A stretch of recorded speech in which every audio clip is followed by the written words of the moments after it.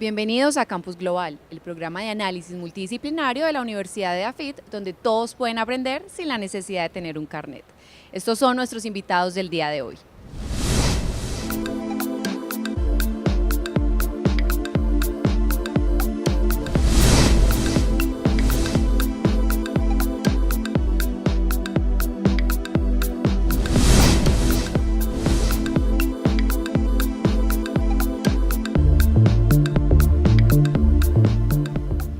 Hoy hablaremos sobre el término de ciberguerra. ¿Pero qué es esto? Todos estamos acostumbrados a escuchar que la guerra se da por tierra, mar y aire, pero por el ciberespacio. Por eso nuestros invitados del día de hoy son Álvaro Soto, Diego Zuluaga y Juan Guillermo Lalinde. Bienvenidos. Muchas gracias. Diego, yo te pregunto, ¿por qué se le da el nombre de ciberguerra? Ciberguerra se le da principalmente porque es eso, o sea, hace ya varios años se definió que el ciberespacio es el quinto dominio de la guerra, que la guerra antes se hacía en tierra, mar y aire, como lo mencionaste, pero también en el espacio. Y luego se definió que el ciberespacio empezó a ser un espacio de conflictos, un espacio donde los gobiernos también pueden buscar ventajas competitivas o lograr beneficios para sus naciones, o donde hay que defenderse para evitar que esos beneficios que están intentando lograr otras naciones vayan en perjuicio de sus ciudadanos. ¿Qué hemos visto de ciberguerra y hasta dónde podría llegar esto? La ciberguerra, pues hemos visto demasiadas cosas, creo que Juan Guillermo nos contará algunas en un momento. Hemos visto desde Estonia, donde se dio una guerra más desde la población rusa contra ellos. Luego Stuxnet, una guerra en la que se buscó atacar el programa nuclear de Irán, hecho por, según el New York Times, Estados Unidos e Israel. Hemos visto también muchos ataques continuos. En China estaban atacando a Estados Unidos, a múltiples empresas, robando información confidencial de ellas, o incluso diseños de aviones que militares estadounidenses, si uno va y mira la foto de los aviones chinos de esa generación versus los de Estados Unidos, son igualitos, solo que el diseño le salió más barato. Entonces, es un poquito lo que hemos estado viendo y es algo global que ya es una constante. Prácticamente, ¿desde qué momento se vio ese cambio de la guerra física a la guerra por el ciberespacio? Bueno, pues tiene que ver precisamente con que ya empezamos a depender del ciberespacio, que empezamos a trasladar toda nuestra vida a un entorno digital, y ya no somos solo ciudadanos de un mundo físico, sino de un mundo digital, y en esa ciudadanía digital pues empezamos a tener movimientos financieros, a tener comunicaciones, a que los sistemas electromecánicos que teníamos hace algunos años para controlar centrales hidroeléctricas o centrales de agua, etcétera, se fueron modernizando y pasando a ser entornos digitales que controlan mundo físico. Entonces empezamos a ver también sistemas ciberfísicos que podían empezar entonces a tener la vulnerabilidad y ser objetivo de interés de ataque de terceros. Juan, ¿qué ejemplo nos podrías dar para entender mejor este fenómeno?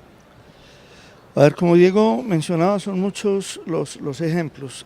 Antes de hablar del ejemplo, hay una cosa que quiero como puntualizar un poco, y es que cuando se habla de la ciberguerra no necesariamente es porque son servidores, máquinas grandes, sino que es el hecho de utilizar las capacidades que tenemos de comunicación actuales. Entonces, hay un campo donde todos estamos interactuando permanentemente y que forma parte de ese escenario de ciberguerra, que son las redes sociales, la forma como se influencia la opinión de la gente, y que pues hay algunos ejemplos. Yo creo que Álvaro ahora nos puede explicar algo sobre ese tema. Yo creo que el ejemplo paradigmático en el campo de ciberguerra se conoce con el nombre de Stuxnet. Stuxnet es un gusano técnicamente es un programa que se propaga de manera automática, que, como decía Diego, se le atribuye al gobierno americano y al gobierno israelí, a las agencias de inteligencia, y que básicamente tenía una misión muy específica. Fue diseñado pensando en que lograra, después de propagarse por máquinas en todo el mundo, que lograra ingresar a una estación de enriquecimiento nuclear que queda en Natanz, en Irán. Y miren el nivel de sofisticación que tiene, que en primer lugar tiene que identificar dónde está. En segundo lugar, estaba diseñado para atacar específicamente a las máquinas que se utilizan, las centrifugadoras, que se utilizan para separar el uranio enriquecido. Y estaba diseñado específicamente para esos modelos, y lo que hizo al llegar a la planta era básicamente monitorear toda la información de control que se recibía, aprender cómo era la operación normal de la planta y después empezar a alterar el funcionamiento de las centrifugadoras, pero modificando la información de control para que los operadores de la planta pensaran que la planta estaba funcionando bien. El resultado de eso fue que se retrasó se estima que en 3 años el programa nuclear iraní, lo que permitió que se dieran negociaciones, etcétera. Pero estamos hablando de cómo un programa, un pedazo de software, un programa puede ser diseñado y puede ser utilizado para afectar el funcionamiento de una planta de enriquecimiento de uranio. Y digamos que es el caso extremo por todo el impacto que tiene en términos de retrasar el programa nuclear iraní, por el hecho de que es software que fue hecho a la medida para eso, pero son muchos los ejemplos que pueden aparecer ahí, digamos, en otros ámbitos, en el ámbito del sector eléctrico. Diego ahora nos puede comentar un poco sobre lo que pasó en Ucrania, o sobre también lo que él mencionaba en Estonia, que es un ataque. Estonia es un país que es altamente conectado, tienen identidades digitales, votación electrónica, todo eso, y un ataque en ese caso proveniente de Rusia, básicamente, por ponerlo en expresión coloquial, puso al país de rodillas, o sea, sacó de funcionamiento todos los sistemas críticos del país. Nosotros que estamos en este contexto, en el colombiano, creo que es muy importante conocer si nosotros en algún momento hemos sido atacados por la ciberguerra. Bueno, sí, esta semana precisamente salió un informe público, lo cual pues hace interesante poder analizarlo. Un informe en el cual ya muestran que múltiples entidades en el 2018 fueron atacadas y que estas entidades gubernamentales y privadas de infraestructura crítica, pues llegaron los grupos de atacantes con unas técnicas que se llaman APTs, un término técnico que indica que son amenazas persistentes avanzadas. Son persistentes porque lo que buscan es entrar a la red, quedarse el mayor tiempo posible, analizarla, ver dónde son los puntos débiles y atacarla. Y luego son avanzadas porque sus técnicas son mucho más fuertes y pues son una amenaza fuerte que viene normalmente de grupos organizados, no de simples hackers intentando hacer un daño. Entonces sí se evidencia que nuestro país ha empezado a estar en los objetivos de la ciberguerra. Hemos visto muchas cosas en los últimos años. Mira, para acotar desde mi experiencia, desde la parte militar y desde la parte de inteligencia, lo que a mí me ha tocado ver a través de estos años ha sido la evolución del quinto dominio, no solo como ciberguerra, como lo mencionaba Lalinde, sino como la guerra a la información. Y eso lo podemos partir en distintos segmentos, que ha sido como mi experiencia, como por lo menos los sistemas militares ahora están funcionando. Hay una guerra que es oficial, que es la que vemos actualmente entre países, como lo que pasa con Siria, como la guerra entre China y Estados Unidos, la rusa con Estados Unidos, por ejemplo, y todas las noticias que ya han salido. Pero ahora la más delicada es la que no es tan pública, como lo que pasó con Brexit, con lo que pasó con las elecciones de Trump, y es la manipulación a través de sistemas electrónicos también de la opinión pública y la manipulación de medios sociales, entre muchas otras cosas. Los sistemas que han sido afectados hasta ahora, tenemos desde sistemas militares como los radares en Siria, si mal no estoy, cuando no detectaron absolutamente nada en los primeros bombardeos por parte de Israel, si mal no estoy. Lo que pasó cuando Estonia, lo que mencionaste, lo que mencionaron de Stuxnet y muchos otros tipos de situaciones que se están dando. La firma o los no acuerdos sobre no proliferación de ciberarmas que no ha querido ni firmar Rusia y Estados Unidos, precisamente dieron pie a lo que ya pasó ahora con el Brexit, y no solamente por lo que pasó con Cambridge Analytica y la contratación de esta compañía canadiense, que en últimas aceptaron que estuvieron manipulando cosas. Ahora la pregunta real es, ¿quiénes son los que están manipulando la información detrás, que están generando movimientos de masas, que eso se volvió una especie de guerra fría, pero en vivo e en directo mostrada? Y la segunda son los ataques a infraestructura crítica, no solamente a grandes potencias, y ahí es donde Latinoamérica se pone interesante, como todo es parte de un sistema. Mira que muchos de los últimos ataques que han sido reportados, por ejemplo, como pasó en México con algunos bancos, fueron rastreados hasta Corea del Norte. Uno dice, ¿qué hace Corea del Norte atacando a México? Es muy simple. Si yo logro hacer un ataque a nivel de economía global o de ciertos países donde mis enemigos tengan intereses económicos, obviamente puedo generar catástrofes o caídas de bolsa, por ejemplo, o caídas de compañías, sea que compañías estén en compra, como ya pasó cuando encontraron que China estaba haciendo espionaje de compañías que estaban transando para comprarse y habían espiado para saber hasta qué punto podían llegar al espiar a sus ejecutivos durante las negociaciones. Entonces lo que yo creo que se viene ahora, o por lo menos mi sentir desde la parte de gubernamental y desde la parte de inteligencia, es una clara división entre la ciberguerra oficial para atacar infraestructura crítica nacional, plantas nucleares, agua, electricidad, etcétera, que ya todos lo conocemos, pero hay una guerra más delicada que tiene que ver ahora con la manipulación de opinión pública también. Ahí me queda la pregunta, ¿quién se encarga de esta problemática? No sé, de pronto es el ministerio o quién se enfoca en resolver estos problemas. Mira, se están haciendo muchos esfuerzos coordinados, o sea, no solamente desde los acuerdos que ya Colombia ha firmado algunos, desde la parte de acuerdos como Budapest, muchas gracias, entre muchos otros que se han firmado, los acuerdos que se han hecho con Interpol, los acuerdos que se han firmado con FBI, con Europol. En Colombia se supone que los CERT, o los Centros de Recuperación de Emergencias, están trabajando, Colcer, que tiene su propio, la policía que a través de su propio Centro de Recuperación de Emergencias brinda apoyo para este tipo de situaciones, pero la experiencia nuestra, por ejemplo, voy a hablar del caso Norteamérica. En Estados Unidos el FBI llegó a un punto donde dijo públicamente, no puedo proteger al país, siendo órgano federal. Dijo, no hay forma de que le brinde apoyo, entonces vamos a hacer una cosa.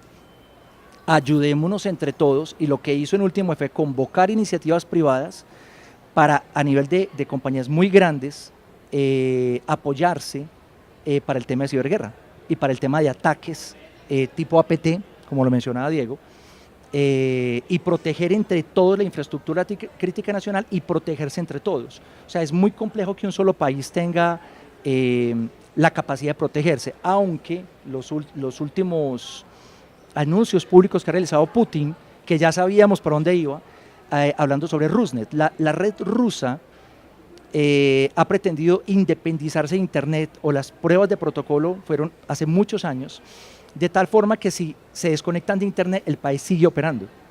El problema de países como nosotros es que no hemos generado este tipo de protocolos. Necesitaría una gran coordinación entre los proveedores de telecomunicaciones, de tal forma que si nos desconectan de Internet, el país siga operando. Un ejemplo simple, durante la época de Barack Obama, se firmaron los acuerdos políticos en Estados Unidos para que algo que se denomina el kill switch, o el switch de la muerte, pudiera ser activado de Estados Unidos en caso de que Estados Unidos estuviera bajo un ciberataque.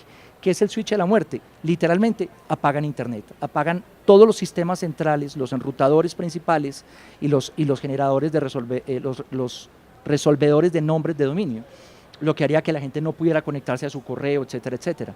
El riesgo para países como el nuestro de que nos desconecten de la nube es que la gente no está preparada. Muchas compañías en Colombia o en Latinoamérica en general están conectándose ahorita a la nube, entonces tienen Azure, tienen Amazon, tienen todos sus sistemas críticos. Si tú les cortas el sistema, acabaste con la economía de un país.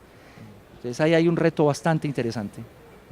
Sí, en Colombia yo creo que se ha estado trabajando fuertemente en el desarrollo de políticas de protección en ciberseguridad.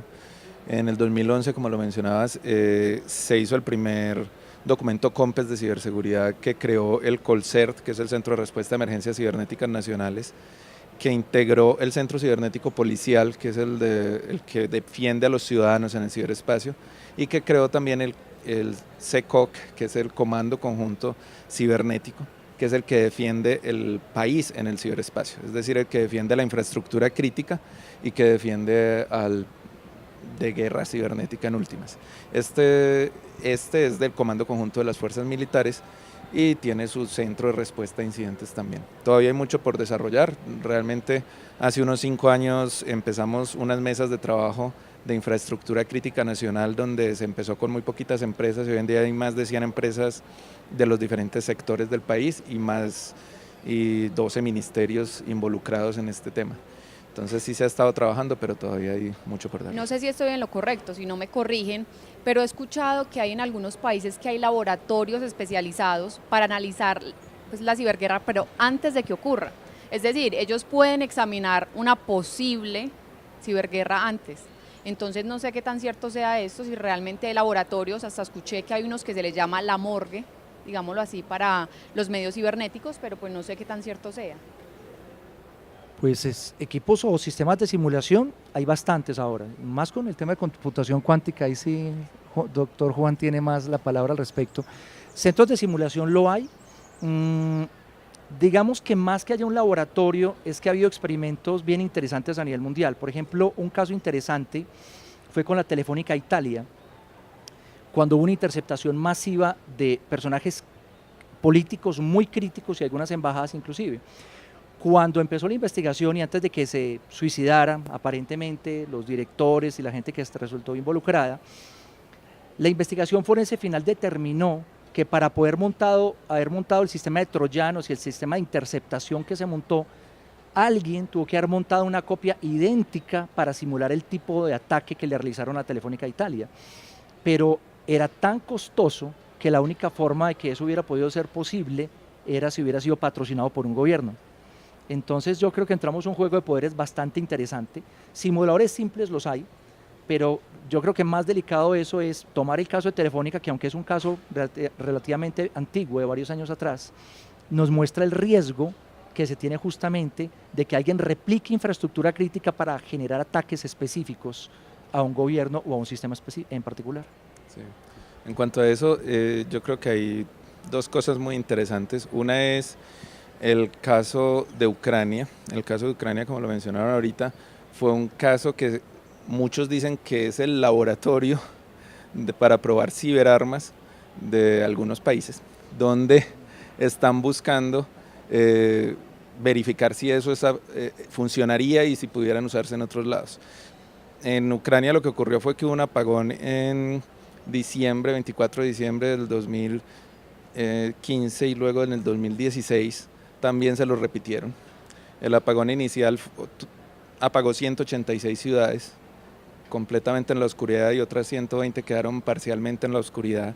En ese apagón primero entraron a la red administrativa, se quedaron ahí, aprendieron, luego llegaron hasta las redes industriales, también aprendieron durante un tiempo. Luego cuando dijeron, listo, 23 de diciembre vamos a apagar, lo hicieron en 3 empresas al tiempo, por lo menos 3 hay documentadas claramente. Congestionaron las líneas telefónicas para que no pudieran coordinar acciones telefónicas, hicieron cosas que normalmente no se ven en un ataque típico. Y luego cuando se tuvo acceso a los códigos de los que hablaba ahorita Juan, en estos códigos se investigó y se veía que no era algo hecho para Ucrania, sino que tenía modulitos y que era modular y que se podía poner de acuerdo al objetivo que tuvieras. Entonces, en últimas, sí lo han considerado un laboratorio de ciberguerra y a ellos en los últimos años les han atacado los trenes, el sistema de registraduría, la energía, pues se la lograron apagar 2 veces, etcétera. Entonces hemos visto... Es decir, que un ataque de ciberguerra es mucho más complicado que un ataque si se da por tierra, por mar o por aire. Al contrario, mira, hoy en día para montar un ataque a ciberguerra solo necesitas electricidad, internet y varias personas. Pero el daño es mucho más grande que si fuera... Y no solamente que sea grave, sino que lo interesante de la ciberguerra es que es muy difícil determinar de dónde provino el ataque. Entonces, uno de los riesgos mundiales que estamos viendo hoy en día con esto es lo que llamamos ataques de falsa bandera. Un ejemplo, Ahora con el tema del Brexit, que demostraron que Rusia tuvo como un 50% de incidencia en cuanto a que los sitios web de donde se generó la opinión pública para el Brexit venían de algunas partes de Rusia, queda la duda. Porque uno diría, bueno, si yo soy tan organizado y tan estructurado, yo dejaría rastros de que yo como país estoy participando en el tema, teniendo en cuenta que Rusia, que tiene un historial tan interesante en el tema de ciberguerra, porque inclusive cuando hubo los ataques de Estonia y de Georgia, muchas de las direcciones no concatenaban con Rusia, eso fue muy bien tapado. Entonces, uno dice, ¿qué pasa si un tercer país genera una guerra entre dos países haciendo ciberataques y tratando de demostrar simplemente que el ataque llegó desde un país origen? O sea, si quisiera poner a discutir Estados Unidos, simula un ataque de Rusia a Estados Unidos apagando infraestructura crítica nacional, electricidad, agua, trenes, etcétera, pero haría exactamente lo mismo desde Estados Unidos para Rusia. El dilema es quién determina que realmente fue oficializado o fue generado por un gobierno. Ahí tenemos un reto bastante interesante desde el rastreo para el inicio de una futura guerra. Juan, yo quisiera que me contaras algo de contabilidad cuántica. De computación cuántica. A ver, mira, el tema básicamente es el siguiente. Uno de los desarrollos grandes que se ha hecho en el campo de la computación en las últimas décadas, a nivel teórico, es demostrar que donde haya un modelo físico, yo puedo utilizarlo para hacer computación. Entonces, actualmente hay computadores, lo que tenemos son todo con circuitos electrónicos, pero ya hay tecnología desarrollada basada en física cuántica, basada en procesamiento de proteínas, o sea, procesamiento biológico. El impacto grande que tiene la computación cuántica en términos de seguridad es básicamente lo siguiente, que hay una serie de fenómenos cuánticos que se llaman la superposición de estados, el enredo cuántico y otras cosas que permiten que sean máquinas que hagan operaciones sobre gran cantidad de estados de manera simultáneamente. O sea, lo que quiero decir es, si yo quiero una tarea simple, voy a factorizar un número. Entonces, cuando voy a coger el número y lo voy a factorizar, lo que hacemos convencionalmente es empezar a probar distintos valores para ver cuál lo divide, ¿no es cierto?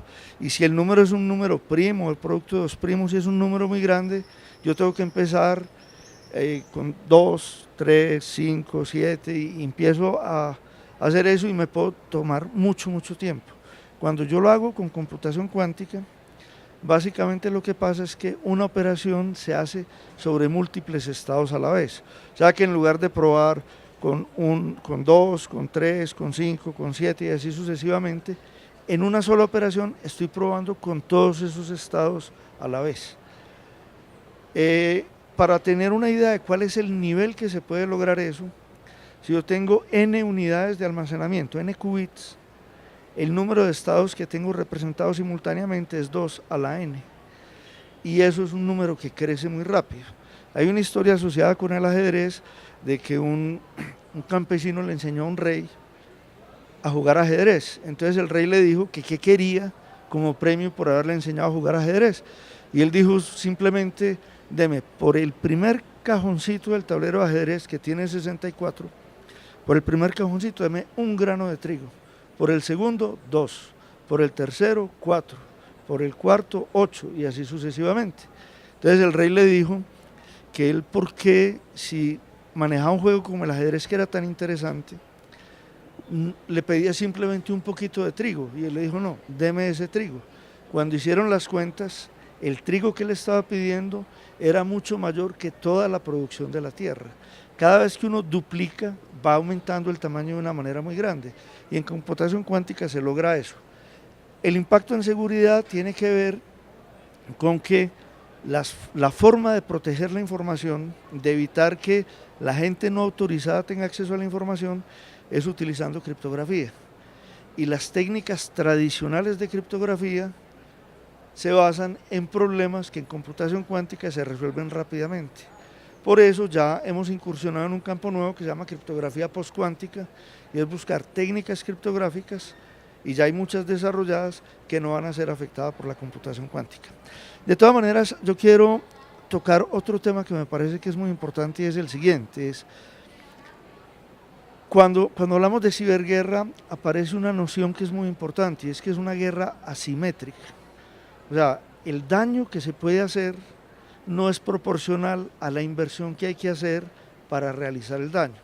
Entonces, claro, en la guerra convencional, si van a enfrentar dos ejércitos, tienen que tener un tamaño similar para poder estar en condiciones iguales.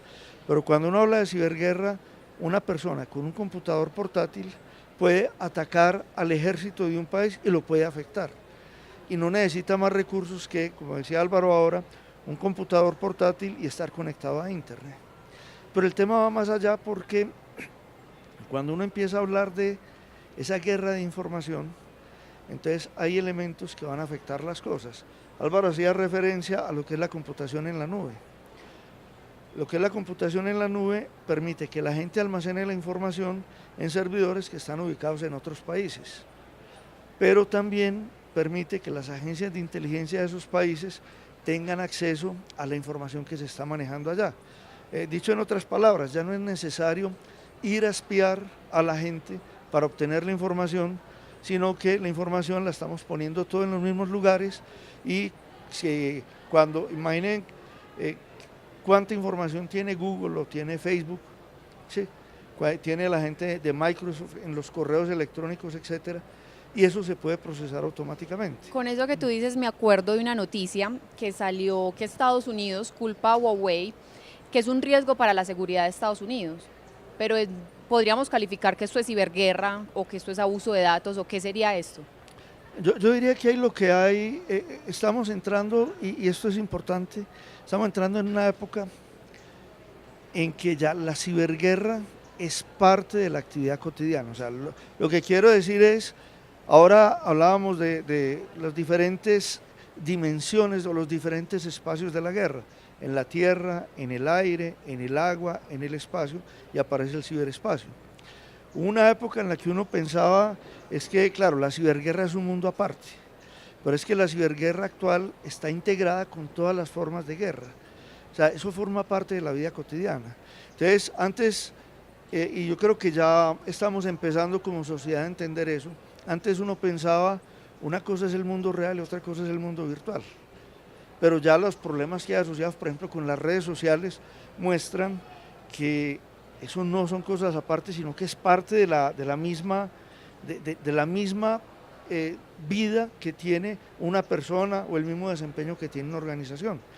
Entonces, cuando aparecen este tipo de situaciones, o que están robando información, o que están incumpliendo normatividad internacional y cosas por el estilo, lo que uno empieza a ver es que ya ese manejo de información y el uso de la información entra a ser parte de la forma como se resuelven de manera cotidiana los conflictos.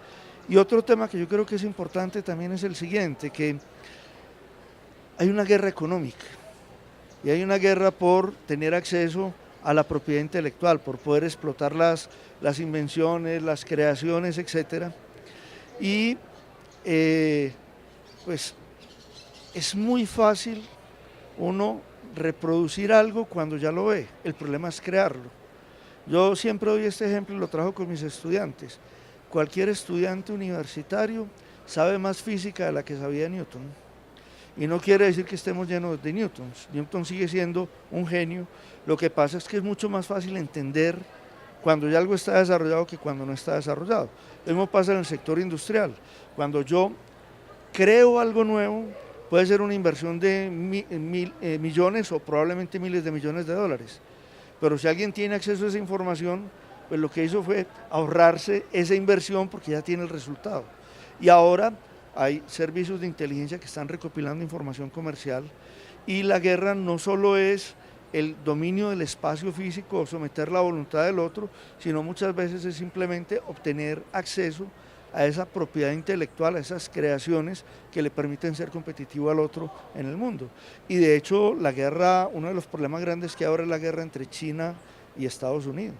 Y el caso de Huawei está metido precisamente en ese contexto de una empresa china que amenaza a las empresas americanas por la forma como se desempeña.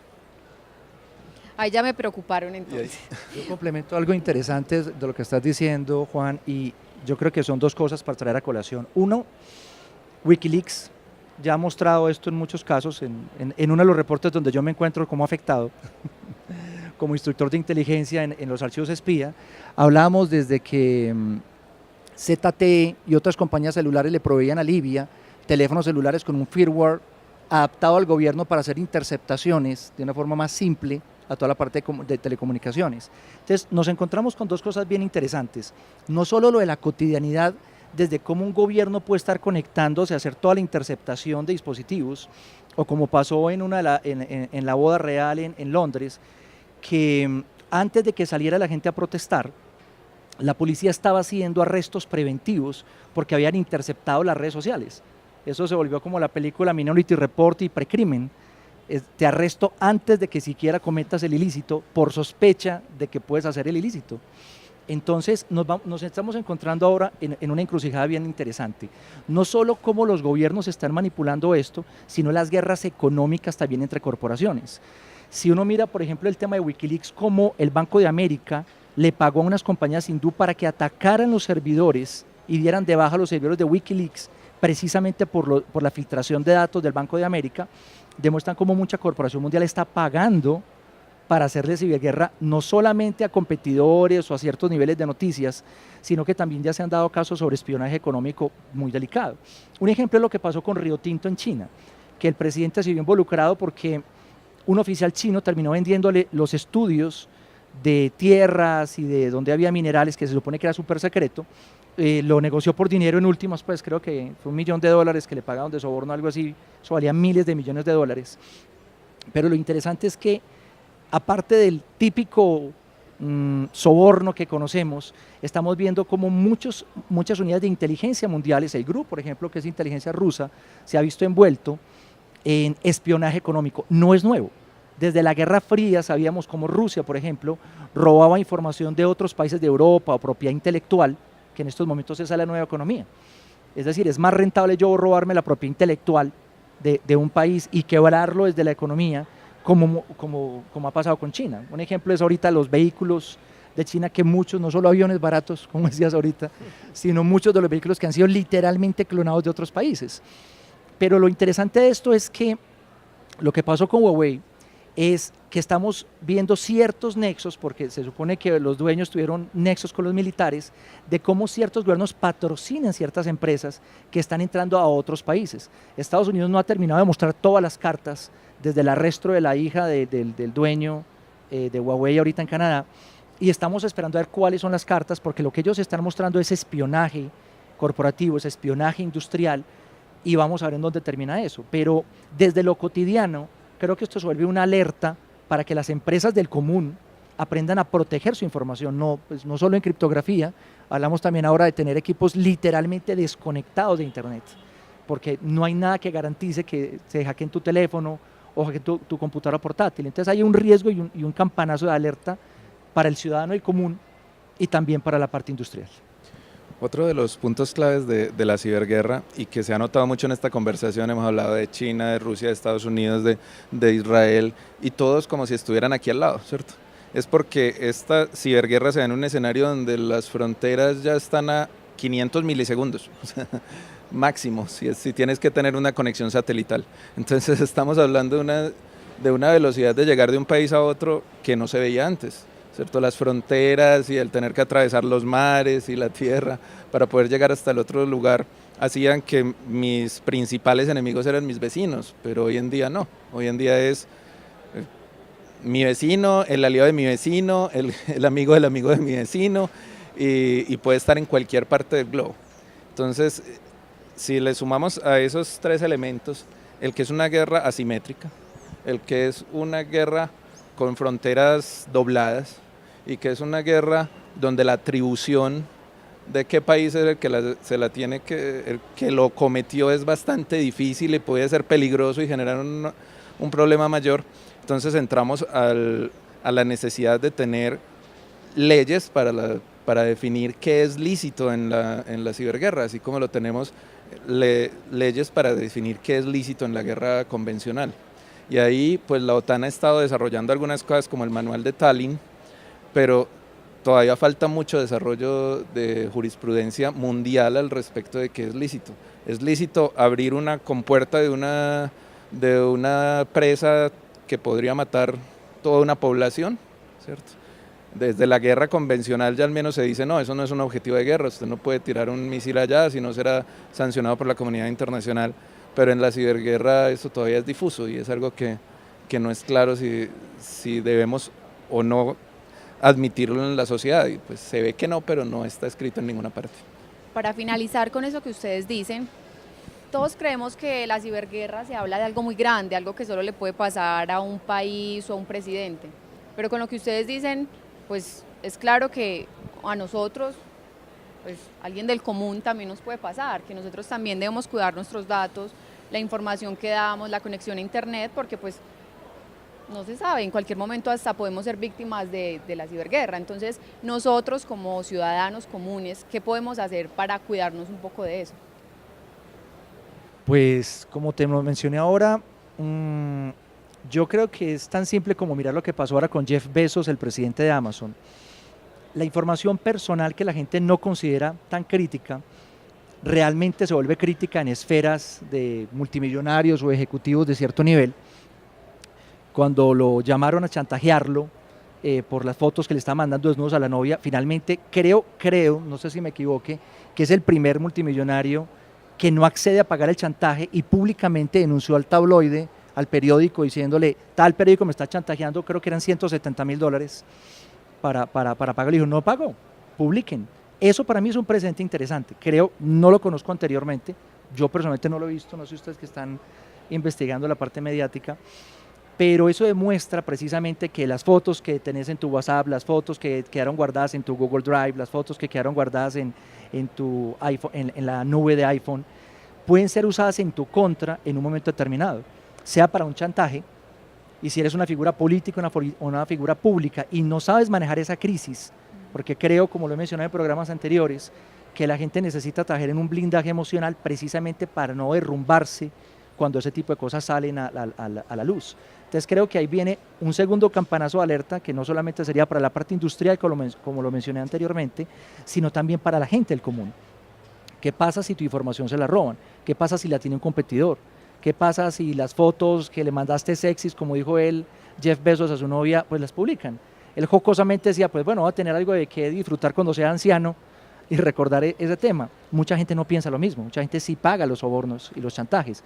Un ejemplo son los acuerdos que Trump llegó con esta actriz porno, que creo que la información finalmente se terminó filtrando, pues las fotos no, pero sí por lo menos la información, de los acuerdos que hizo para que ella no hablara de la relación que él tuvo con ella. Entonces uno ve que se viene una oleada adicional de escándalos políticos, de manipulación mediática, a través de las fotografías, de los chats y de las cosas que la gente del común está haciendo uso en su día a día con su teléfono. Sí, yo creería que pues hay que tener claro que soy un ciudadano digital y que como soy un ciudadano digital tengo que ser consciente que cuando soy un ciudadano normal salgo a la calle, miro a los dos lados antes de cruzarla. En el mundo digital hay que hacer lo mismo, hay que mirar si estoy debidamente protegido donde estoy, no creer en que en cualquier café internet me puedo meter a un banco a hacer una transacción o puedo estar mirando información personal, seguramente ahí ya estará expuesta. Y que en mi entorno privado tengo que tener mis medidas de seguridad, ¿cierto? Mínimo un buen antivirus con firewall, sistema de detección de intrusiones, un montón de cosas, pero eso ya viene en muchas marcas comerciales y por precios asequibles, simplemente que aquí no estamos muy acostumbrados a pagarlos, pero se puede, hoy en día en Groupon se encuentra fácilmente un antivirus para la casa. Que los celulares son una fuente de información muy fuerte, o sea, en un celular tú tienes tus fotos, tienes tu ubicación, saben en dónde estás en todo momento, tiene la información de tu correo electrónico, tu Facebook, tu Twitter, tu Instagram, todo va a estar ahí, entonces muchas veces se olvida ponerle protección al celular, el celular también la requiere, sobre todo un Android seguramente va a necesitar mínimo un antivirus adicional, entonces tener en cuenta que en ese entorno privado yo soy responsable de mi protección y que en el entorno público debo darme cuenta, como también haría uno lo mismo si va a un barrio malo, pues mirar bien dónde me estoy metiendo y qué estoy haciendo en ese barrio. Juan quisiera completar algo. Yo lo llevaría un poquito también al plano de la responsabilidad personal, o sea, tenemos que ser conscientes de que siempre cuando uno toma decisiones, cuando decide hacer algo, tiene que hacerse responsable con eso. Antes, digamos que de que existiera toda esta conectividad de internet, redes sociales, pues había cierta facilidad de pasar desapercibido en el sentido de que alguien tomaba alguna acción, hacía algo reprochable o daba un comentario que no era y simplemente quedaba en un entorno local. Lo que nos ha traído el ciberespacio son dos cosas muy importantes. La primera, la persistencia. Irónicamente, aunque en el ciberespacio es muy difícil, cuando alguien quiere estar anónimo y sabe cómo estar anónimo, es muy difícil identificarlo. También es muy difícil no dejar rastros o digamos borrar la huella digital, ¿no es cierto? Y entonces por un lado está esa persistencia, pero por otro lado está también el hecho de que aumenta la escala. Cuando una persona que tiene 300, entre comillas, amigos en Facebook, publica algo, el alcance que tiene es mucho más grande que cualquier conversación que tenga en la calle. Es muy difícil reunir 300 personas a decirles lo que opino. Entonces, ¿qué es lo que pasa? La gente tiene que entender de que somos responsables de nuestros actos y van a tener consecuencias, y que cuando hay tecnología de por medio aparecen ese par de factores de la persistencia y la escala que hacen que esa responsabilidad no sea tan fácil evadirla como la haríamos en otro contexto. Entonces es incorporar eso en la vida diaria, aplicarlo, las medidas y todo eso, pero yo pienso que también es esa conciencia, esa reflexión de decir, es que cada vez que yo tomo una decisión y decido hacer algo, ¿qué pasa si eso se hace público? ¿Qué pasa si yo estoy hablando de una persona y esa persona se da cuenta? Entonces esas consecuencias aparecen y entonces nos obligan a nosotros a ser cada día más conscientes de que tenemos que hacernos responsables de las decisiones que tomamos. Hemos llegado al final de nuestro programa. A nuestros invitados, muchas gracias por compartir tanto conocimiento con nosotros. A ustedes, muchas gracias por acompañarnos y los esperamos en una próxima oportunidad.